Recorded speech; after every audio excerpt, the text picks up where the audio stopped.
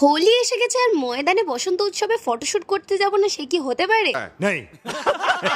তাই চলে এলাম একদম সকাল সকাল না, দুপুর দুপুর। আর আমার গলাটা ধরে একটুখানি ক্যারক্যারে হয়ে গেছে, একটু সহ্য করে নিও। আর এসে দেখি আয়ুষিদি নিজের গায়ে নিজেই আবির লাগাচ্ছে, কারণ আবির লাগানোর লোকটিকে খুঁজে পাওয়া যাচ্ছে না। অন্যদিকে দেখি এদিকে তো আমাদের ফটো তোলার জন্য একজনও নেই, আর ওইদিকে একজনকে ফটো তুলে দিচ্ছে 10খানা ক্যামেরাম্যান। মানে ভাবো এই দুঃখ কি নেওয়া যায়। তারপর অবশেষে এলেন আমাদের গুরুজি আমাদের রক্ষা করার জন্য, মানে ফটো তুলে দেওয়ার জন্য। তাও আবার 2 ঘন্টা ওয়েট করানোর পরে। আর এখানে এত জোরে জোরে হাসার চেষ্টা করা হচ্ছে এত দুঃখের মধ্যেও, কারণ সুন্দর সুন্দর ফটো উঠবে আর কি, ক্যান্ডিড এই আর কি।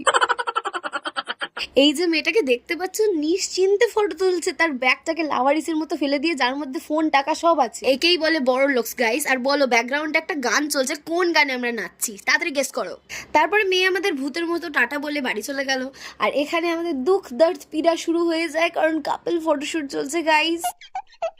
আরো এক বড় ম্যাপের ক্যামেরাম্যান চলে এসেছেন আমাদের মাঝে আমাদের ফটো তুলে দেওয়ার জন্য। সেই খুশিতে আমরা একটু রং খেলে নিলাম, আর আমার সাথে আমার এক মাসিও গিয়েছিল, তাকে রং মাখিয়ে দিলাম। গাইজ আমরা খুবই ডেডিকেটেড মানুষজন, তাই বিদ্যাসাগর যেরকম ভাবে ল্যাম্প পোস্টের আলোতে পড়াশোনা করতো, আমরা সেরকম আলো জেলে জেলে ফটোশুট করছি রাত্রিবেলাতেও।